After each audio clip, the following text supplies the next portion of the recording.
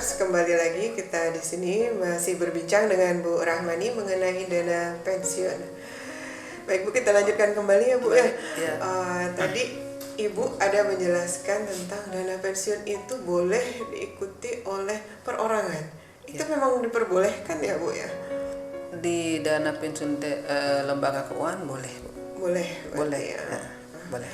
Oke Pojokers. Berarti Pojokers tidak harus menjadi seorang melalui instansi ataupun bekerja di suatu perusahaan untuk menjadi peserta dana pensiun, begitu ya Bu ya.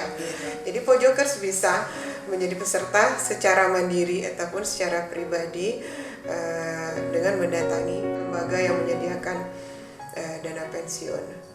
Itu satu. Kalau bagi saya ini sebuah informasi Bu, karena orang pernah menyatakan bahwa kalau mau ada pensiun itu harus menjadi pekerja, pegawai gitu kan Bu ya. Sementara sekarang tidak ya Bu ya. Tidak harus jadi pegawai. Iya, betul. Ya.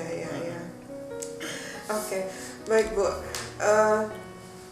Pertanyaan selanjutnya nih, untuk saya mau gali yang di Bank Bengkulu deh Bu, Dapen Bank Bengkulu. Kalau Dapen Bank Bengkulu itu investasinya kemana ya Bu ya?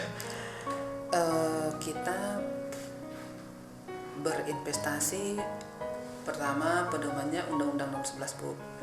Nah kemudian dituangkan ke dalam arahan investasi yang ditetapkan oleh pendiri. Nah yang mengacu kepada Peraturan OJK Nomor 3 tentang investasi dana pensiun. Nah, kita di dalam lingkup itu yang melakukan investasi.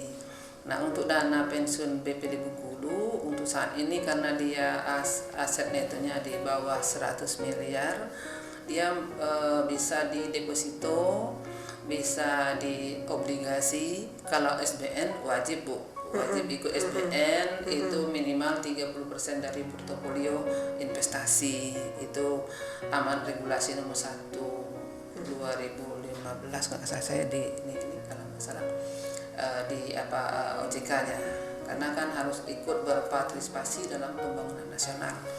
Nah, mau di SBN ya, surat utang, surat berharga negara Bu ya. Nah, samping itu kita boleh melakukan penyertaan langsung di perusahaan terbatas. Bisa kita masuk ke sana, itu sangat kecil Bu yang bisa kita masuk ke sana. Nah, paling kita juga nggak berani kita mengeluarkan di situ, resikonya juga ini ya boleh dikatakan tinggi juga gitu di sana.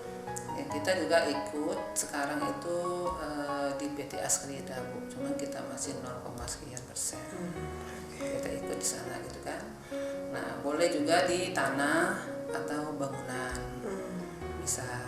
Nah, dana pensiun Bengkulu karena pendiri kemarin kan banyak membuka cabang dan menyewa Bu ya.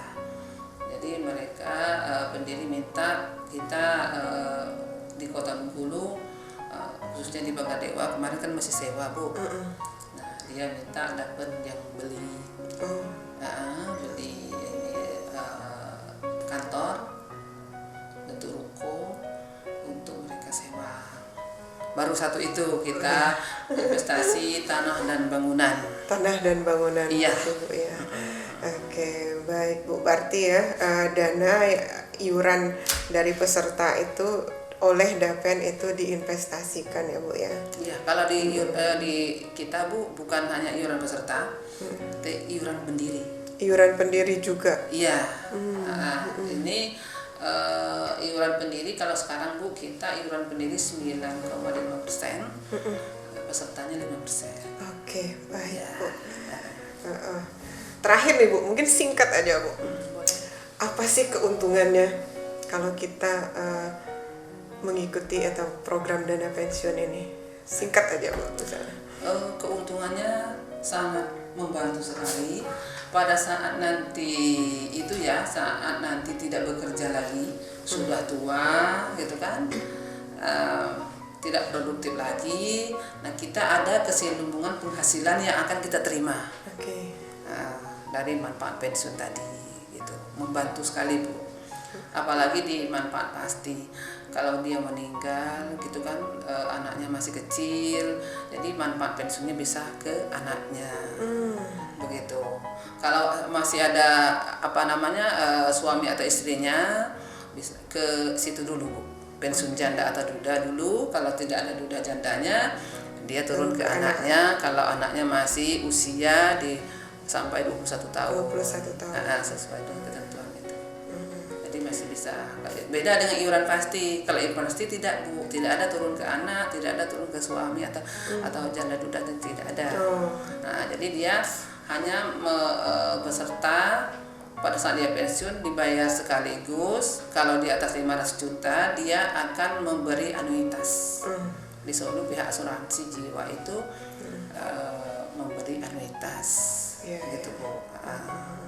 Jadi istilahnya yang berkala anuitasnya boleh dia serahkan kepada ahli warisnya, boleh, tapi tidak dijanjikan dalam peraturan dana pensiun.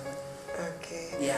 Baik Bu, sudah sangat jelas sekali nih Bu penjelasan dari Ibu mengenai dana pensiun pada kita. Saya yakin insan OJK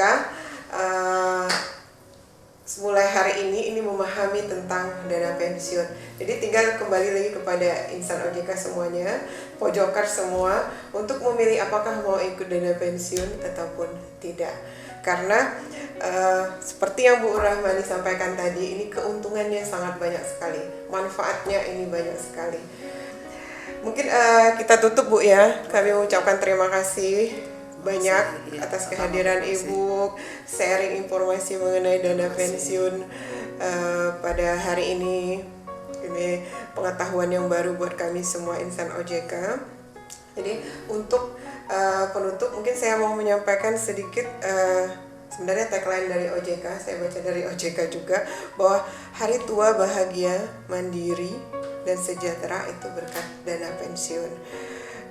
Kemudian ada kata ini, jika Anda gagal membuat rencana, berarti Anda merencanakan yang gagal. Demikian Pojokers, terima kasih atas perhatiannya pada hari ini. Salam.